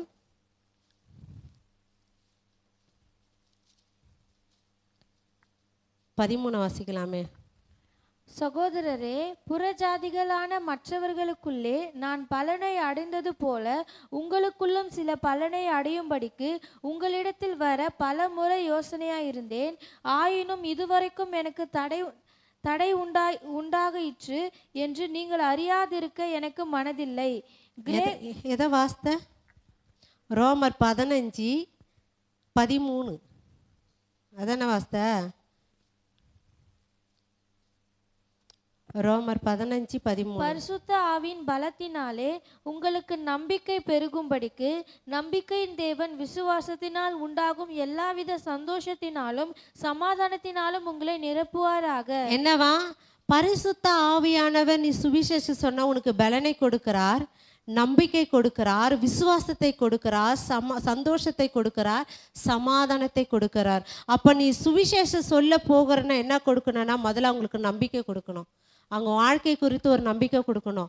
நீ நல்லா இருப்ப, என் வாழ்க்கை இன்னைக்கு வாழ முடியலையே அப்படின்னு சொல்லி இருக்கிறவங்க இடத்துல போயிட்டு நீ சுவிசேஷம் சொன்னா அவங்க வாழ்க்கை குறித்து நம்பிக்கை கொடுக்கணும். ரெண்டாவது சுவிசேஷம் சொல்லுகிற இடத்துல விசுவாசத்தை உண்டாக்கத்தக்கதானே கொடுக்கும். உங்ககிட்ட இன்னைக்கு நீ கடன் பிரச்சனால தவிக்கிற, உன் கடன் அடிக்க வழியே இல்லைன்னு சொன்ன, நீ விசுவாசமா இரு, நீ தேவனிடத்திற்கையில தேவன் கொடுப்பார் என்று சொல்லிட்டு அவங்களுக்கு விசுவாச வார்த்தையே கொடுக்க வேண்டும். அப்புறம் மூன்றாவதாக அந்த சுவிசேஷம் சொல்லுகிறத சந்தோஷத்தை வெளிப்படுத்தணும். உன் வாழ்க்கை சந்தோஷமாய் மாறும் அப்படின்னு சொல்லிட்டு வெளிப்படுத்தணும். அதுக்கப்புறம் சமாதானத்தை கொடுக்கணும். நீ யார் மேலே ஒரு கசப்பு வச்சிருக்காத, தேவ சமாதானம் பெற்றவளாக இருக்கிறனா எந்த மனுஷனு மேலே எந்த ஒரு குறைய கொத்து சமாதானத்தை குலைச்சலான காரியத்தை செய்யாதீங்க. சபைக்குள்ள இருக்கிற நாமும் சமாதானமா இருக்கணும். ஒருவர் மீது ஒருவர் பற்றுதலா இருக்கணும். தேவ அன்பு நம்மளுக்கு கொடுத்திருக்கிற உறவு. இன்னைக்கு எத்தனையோ சொந்த பந்தங்கள் இருப்பாங்க. உங்ககிட்ட ஒரு சொந்தம் வருதுன்னா பணத்தை பார்த்து வரும். ஒரு சொந்தம் வந்தால் உன் வசதியை பார்த்து வரும். ஏதோ உன் தேவைக்காக வரும். ஆனால் சபையில் இருக்கிற விசுவாசி அந்த தேவைக்குள்ள இருக்க மாட்டாங்க. கிறிஸ்துவின் அன்பை புரிந்தவர்கள் சமாதானமா இருக்கணும். அவங்க வாழ்க்கையில ஒரு சமாதானத்தை கொடுங்க. அவங்க வாழ்க்கை ஏதோ ஒரு சூழ்நிலை தவறி விட்டுருக்கோம், அவங்கள போயிட்டு குத்தி காட்டாதபடிக்கு ஒரு சமாதானத்தை வெளிப்படுத்துங்க. நீ நல்லா வருவமா, உன் வாழ்க்கை மாறுமா, நீ சமாதானமாக இருப்பமா, இது கலங்காத திகழாதன்னு யார் சொல்ல முடியும்? உலகத்தான் சொல்ல முடியாது. சபையில் இருக்கிற பிள்ளைகள், உன் சகோதரன் உன் சகோதரி உன் பக்கத்தில் இன்னைக்கு உன் சொந்த உன் சகோதரன் உட்கார முடியுதா? உன் பெத்த தாய் தகப்பன்னு உட்கார முடியுதா? இன்னைக்கு இருக்குது யாரோ ரத்த சம்மந்தம் இல்லாத பிள்ளைகள் இன்னைக்கு நம்ம ஒரு இடத்துல கூடி இருக்கிறன்னா அது சமாதானத்தின் தேவன் கொடுக்கிற ஒரு உறவு. அந்த உறவுக்குள்ள ஒரு பிரிவினை கொடுக்க. ஒருத்தரை மாற்றி ஒருத்தர் கலகம் செய்யாதீங்க. ஒருத்தருக்குள்ள ஒருத்தர் கிறிஸ்துவ சபைக்குள்ள இருக்கிறவங்களை குறித்து இன்னொருத்தர்கிட்ட போராம சொல்லாதீங்க, பொச்சு சொல்லாதீங்க, எந்த ஒரு கெட்ட துர்குணத்தை வெளிப்படுத்தாதீங்க. அப்படி நீ வாழ கிறிஸ்துவின் அன்பை சுவிசேஷமாய் சொல்லுகிற. முதல்ல உன் சபையில இருக்கிறவங்களுக்கு நீ சுவிசேஷம் சொல்லு. ஜனங்கள் வெளியே இருக்கிற ஜனங்களுக்கு சுவிசேஷம் கொள்ளு. உனக்கு வைத்திருக்கிற அழைப்புக்குள்ள நீ சுவிசேஷம் கொள்ளு. தேவ ராஜ்யத்திற்கு நீ போனனா உன் சபையில இருக்கிறவங்க நீ சுவிசேஷம் சொல்லு. முதலாவது என்ன சுவிசேஷம் சொல்ல போறீங்க? நீ ரத்தம் சிந்தல, நீ தேவனுக்காக எதையும் தியாகம் செய்யல, ஆனா கிறிஸ்து உனக்காக தியாகம் செய்து உனக்காக ஒரு சபையை கொடுத்துக்க. அந்த சபையில இருக்கிற ஜனங்களை ஏன் குற்றப்படுத்துறீங்க? நியாய தீர்ப்பு நாளில் அந்த மனுஷனுக்கு நியமிக்கப்படுகிற கொடுமையான ஆக்கின என்ன தெரியுமா? இந்த பொண்ணு சரியில்லை, இந்த பையன் சரியில்லை, இவன் பார்க்குற பார்வை சரியில்லை, இவன் துன்மார்க்கமாக இருக்கிறான். அவன் ஒரு நாளைக்கு சிலுவையில் இயேசு கிறிஸ்துவோட தொங்கின கல்லர், அந்த சிலுவையில் தொங்கியிருந்த கல்லர் மத்தியில் ஒரு டக்குன்னு மனம் திரும்புகிறான். ஆனால் ஒரு ரட்சிப்பு இழந்துடும்.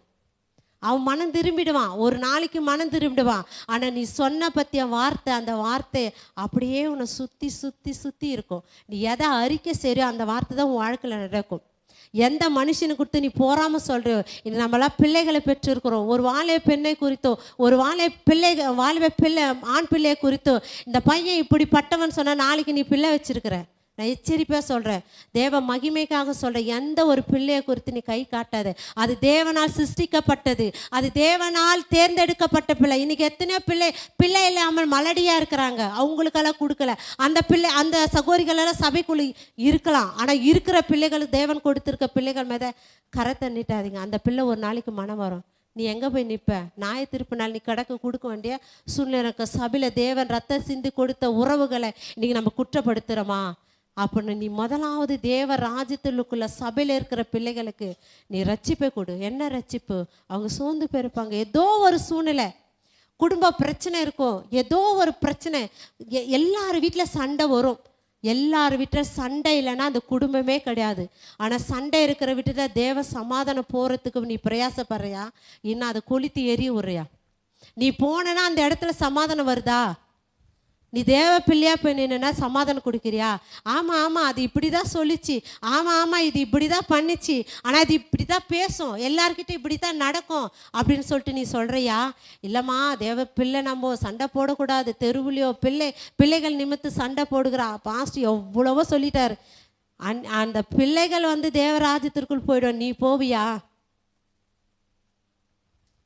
எல்லா பிள்ளையும் ஒரு பெண் வயிற்றில் தான் பிறக்குது. நீ மட்டும் அந்த பிள்ளை பரலோகத்துலேருந்து கொண்டு வந்தேன்னா வச்சுக்கா சொல்லலாம். நீயும் அந்த பாவ ரத்தத்தில் தான் அந்த பிள்ளையை பெற்றெடுக்கிறோம். அந்த பிள்ளையை குறித்து ஒருத்தருக்கு மற்றருக்கு குறை சொல்லாதுங்க, ஒற்றுமை செய்யுங்க. தப்பு பண்ணிச்சுன்னா அந்த பிள்ளை இடத்துல சொல்லுங்க, நம்ம சபையில் இருக்கிறோண்டா, நம்ம அண்ணன்டா, நம்ம தம்பிடா, நம்ம தங்கச்சிடா, நம்ம அப்படின்னு உறவுகளை சொல்லுங்க. இந்த உறவு நித்திய உறவாக இருக்கும். அதனால நீங்கள் என்ன சுவிசேஷம் சொல்ல போனா சமாதானத்தோட சொல்லுங்க. இன்னொரு வசனத்தை கூட வாசிக்கலாம். 1 தெசலோனிக்கேயர்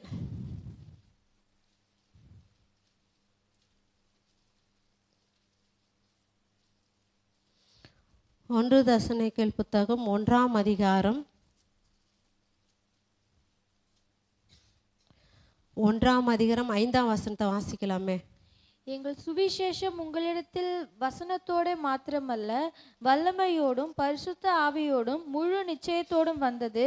நாங்களும் உங்களுக்குள்ளே இருந்தபோது உங்கள் நிமித்தம் எப்படிப்பட்டவர்களாய் இருந்தோம் என்று அறிந்திருக்கிறீர்களே. நீ சுவிசேஷம் சொல்லும் போது அது வல்லமை உடையது, பரிசுத்த ஆவியோட முழு நிச்சயத்தோட சொல்லுங்க.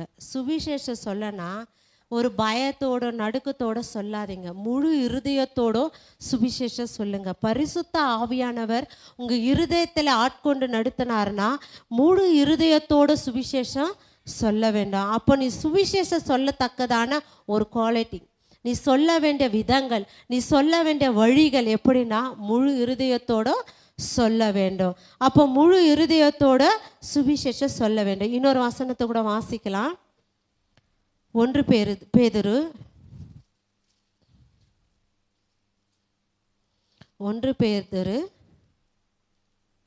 1 அதிகாரம் 12 வாசிக்கலாமே. தங்கள் நிமித்தமல்ல, தமது நிமித்தமே இவைகளை தெரிவித்தார் என்று அவர்களுக்கு வெளியாக்கப்பட்டது. பரலோகத்திலிருந்து அனுப்பப்பட்ட பரிசுத்த ஆவியினாலே உங்களுக்கு சுவிசேஷத்தை பிரசங்கித்தவர்களை கொண்டு இவைகள் இப்பொழுது உங்களுக்கு அறிவிக்கப்பட்டு வருகிறது. இவைகளை உற்று பார்க்க தேவ தூதரும் ஆசையாய் இருக்கிறார்கள். என்னவா, நம்ம சுவிசேஷத்தை சொல்லும் போது பரிசுத்த ஆவியான தேவ தூதர்களா உற்று பார்க்குறாங்க. பரலோகமே உன்னை பார்க்குது. எவ்வளோ பெரிய மகிமையான காரியம். நீ சுவிசேஷம் சொல்லும் போது பரலோகமே இறங்கி வந்து பார்க்குது. அப்போனா நம்ம சுவிசேஷம் சொல்கிறதுக்கு எவ்வளோ தேவைன்னு மட்டும் பார்த்துங்க. அப்போ பரிசுத்த ஆவியானவர் உன் இருதயத்தில் ஆட்கொண்டு நடத்தினா, முதலாவது நீ எப்படிங்க பாவ மன்னிப்பை பெற்றவர்களாக இருக்க வேண்டும். 2வது ஞானஸ்தானம் பெற்றவர்களாக இருக்க வேண்டும். 3வது சாட்சி உள்ள வாழ்க்கை இருக்க வேண்டும். 4வது தேவ பலன் பெற்றவர்களாக இருக்க வேண்டும். 5வது வரம் பெற்றவர்களாக இருக்க வேண்டும். 6வது சுவிசேஷ சொல்லவர்களாக இருக்க வேண்டும். இப்படிதான் பரிசுத்த ஆவியான நிரப்பப்பட்ட இருதயத்தில், தேவனுக்காக வாதிக்கப்பட்ட இருதயத்தில் இந்த 6 விதமான ஒரு தன்மைகள் நம்ம வாழ்க்கையில் செயல்பாடுக்குள்ளே கொண்டு வாங்க. சரி, இது பரிசுத்த ஆவியானவர் நிரப்பப்பட்டவர்களுடைய வாழ்க்கையில் நடக்கிற ஒரு சம்பவத்தை நம்ம பார்த்தோம். நாம் எப்படி தேவனுக்காக வாழணும், நம்ம இதையெல்லாம் செய்கிறோமா? ஞானஸ்தானம் எடுத்திருக்கிறோம், பாவ மன்னிப்பு பெற்றிருக்கிறோம், சாட்சி உள்ள வாழ்க்கை வாழ்கிறோம், தேவ பலன் பெற்றவர்களை வாழ்கிறோம், வரம் பெற்றவர்களை வாழ்கிறோம், சுவிசேஷம் சொல்லுகிறோம். நம்ம வாழ்க்கை எப்படி ஒப்பு கொடுக்கணும், அந்த வசனத்தை மாத்திர பார்த்து நம்ம முடிக்கலாம். லூக்கா எழுதின சுவிசேஷம் 11 அதிகாரம், லூக்கா எழுதின சுவிசேஷம் 11 அதிகாரம் 13 வாசிக்கலாமே. பொல்லாதவர்களாகி நீங்கள் உங்கள் பிள்ளைகளுக்கு நல்ல ஈவுகளை கொடுக்க அறிந்திருக்கும் போது பரமபிதாவானவர் தம்மிடத்தில் வேண்டிக் கொள்ளுகிறவர்களுக்கு பரிசுத்த ஆவியை கொடுப்பது அதிக நிச்சயம் அல்லவா என்றார். ஹல்லேலூயா. நாம் பொல்லாத மனுஷ சந்ததி, அவங்களே நம்ம பிள்ளைங்க நல்லா இருக்கணும், நல்லா வாழணும், நல்லா சுகமாக இருக்கணும் நம்ம நினைக்கிறோமே, பரமபிதா பரிசுத்த ஆவியானவரிடத்துல நீ கேட்கும்போது நிச்சயமாக உனக்கு கொடுக்க மாட்டேனா? அப்போ நீ பரிசுத்த ஆவியானத்தில் கேட்க வேண்டும். என்னவா, பரிசுத்த ஆவியானத்தில் கேட்கும்போது அதிக நிச்சயமாக அவர் கொடுப்பார் என்று சொல்லி நம்மளுக்கு வாக்குத்தத்தங்களை கொடுக்கிறார். நம்ம ஒப்பு கொடுக்கலாமே. பரிசுத்த ஆவியான இடத்தை நான் நிச்சயமாக கேட்டு பெற்றுக்கொள்வேன். ஹல்லேலூயா, ஹல்லேலூயா. பரிசுத்த ஆவியானத்தில் நிச்சயமாக நான் அவர்கிட்ட கேட்டு நான் பெற்றுக்கொள்வேன். அப்போ நம்ம ஒப்பு கொடுக்குறோம். ஆண்டவரே, உன் சமூகத்தை நான் எல்லாத்தையும் கேட்டு பெற்றுக்கொள்வேன். என் பிள்ளை நல்லா இருக்கணும், நீ மாம்சத்தில் இருக்கிற தாயும் தகப்பனும் நினைக்கிறோம். அதே பரிசுத்த ஆவியான நீ நல்லா இருக்கணும், நீ நல்லா வாழணுன்னு அவர் நினைக்க மாட்டாரா? நம்ம கேட்குறோமா பரிசுத்த ஆவியான இடத்துல? என் வாழ்க்கை இப்படி இருக்குதுப்பா, என் சூழ்நிலை மாற மாட்டேங்குது, எந்த பக்கம் பார்த்தாலும் எனக்கு நெருக்கமாக இருக்கிறது அப்படின்னு சொல்லிட்டு நீ கலங்கி நிற்கும் பரிசுத்த ஆவியான இடத்துல போய் கேளுங்க. இயேசு கிறிஸ்துவே, ஆண்டவரே, நான் என் சொந்த இரட்சகராக என் முழு இருதயத்தோட உண்மை மாத்திரம் நான் பற்றி கொண்டு இருக்கிறேன்ப்பா அப்படின்னு சொல்லிட்டு நீ பரிசுத்த ஆவியான இடத்து சமூகத்தில் போயிட்டு அவர்கிட்ட என்ன பண்ணலாம்? அவர் சமூகத்தில் நிச்சயத்தை பெற்றுக்கொள்ளுங்க. நிச்சயமா ஒரு விசுவாசத்தை வைங்க. இன்னைக்கு நான் இந்த சபையில உட்கார்ந்துருக்கேன்னா நித்திய வாழ்க்கை காண்பதற்கு. இந்த உலக வாழ்க்கை எல்லாம் மாய. ஒரு நாளைக்கு நம்ம எதையும் கொண்டு போகவும் முடியாது. நிர்வாணியா வந்தவன் நிர்வாணியா தான் போவான். அதுக்கு இடையில இருக்கிற வாழ்க்கையை வந்து தான் நம்மளுக்கு என்ன பண்ணுது, மனுஷனை பகைக்கிறோம், மனுஷனுக்கு விரோதமாக செயல்படுறோம், மனுஷனை ஒரு அருவருப்பாக நினைக்கிறோம். அன்னைக்கு இதையெல்லாம் ஒன்றும் கொண்டு போகல. ஆனால் தேவனுக்காக நீ பரிசுத்தமாக வாழ்ந்தனா அவர் நிச்சயமாக உன் வாழ்க்கையை ஜெயத்துக்குள்ளே கொண்டு போகிறார். இன்னொரு வசனத்தை கூட வாசிக்கல. 2 தீமோத்தேயு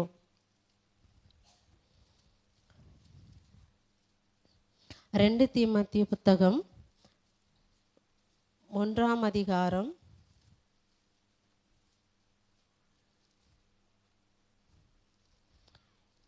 14 வாசிக்கலாமே. உன்னிடத்தில் ஒப்புவிக்கப்பட்ட அந்த நற்பொருளை நமக்குள்ளே வாசம் பண்ணுகிற பரிசுத்த ஆவியினாலே காத்துக்கொள்.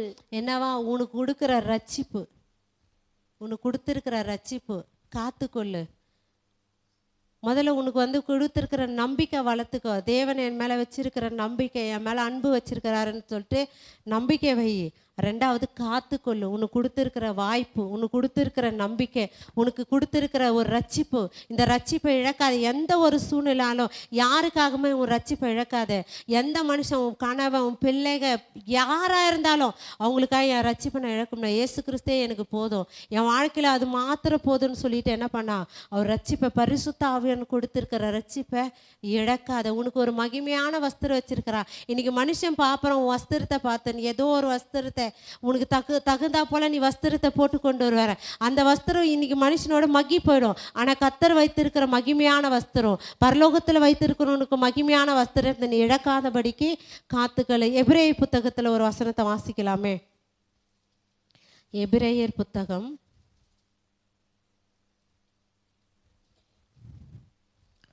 2ஆம் அதிகாரம்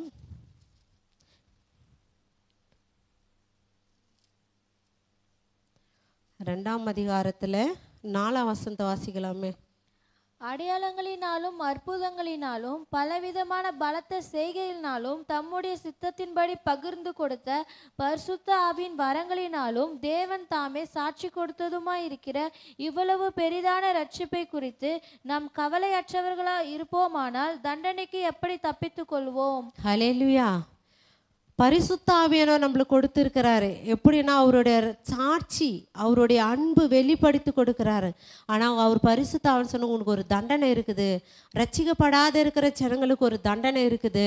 அந்த தண்டனையிலேருந்து நீ தப்பித்து கொள்வதற்காக நான் உனக்கு வழியை கொடுத்துக்கிறேன் அப்படின்னு சொல்லிட்டு என்ன பண்ணுறாருன்னா, பரிசுத்த ஆவியானவர் ஆக்கினையிலேருந்து தப்பித்து கொள்ளும்படியாக நம்மளுக்கு வழியை கொடுக்கிறார். பரிசுத்த ஆவியானவர் வரங்களினால் தேவ தமக்கு சாட்சி கொடுத்த இவ்வுலகத்தின் பெரிதான ரட்சிப்பை குறித்து நம்மளுக்கு கவலையற்றவளாக இருக்கிறோம். கவலைப்படாதீங்க. உனக்கு கொடுத்துருக்கிற ரட்சிப்பை குறித்து கவலைப்படாமல் இரு. நித்திய வாழ்க்கை நீ சுதந்தரித்து கொள்வா. அந்த நியாய தீர்ப்புனால நிற்காதபடிக்கு தேவன் உனக்கு ஒரு ரட்சிப்பை கூட. கடைசியாக ஒரு வசனத்தை வாசித்து நம்ம முடிக்கலாம். யூதா புத்தகம்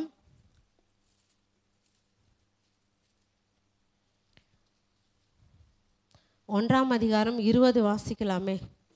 நீங்களோ பிரியமானவர்களே, உங்கள் மகா பரிசுத்தமான விசுவாசத்தின் மேல் உங்களை உறுதிப்படுத்தி கொண்டு பரிசுத்த ஆவிக்குள் ஜெபம் பண்ணி தேவனுடைய அன்பில் போதும் பரிசுத்த ஆவினால நீங்க என்ன பண்ணோம், ஜெபம் பண்ணோம். பரிசுத்த ஆவியான சமூகத்துல நம்ம போயிட்டு ஜெபிக்கணும்.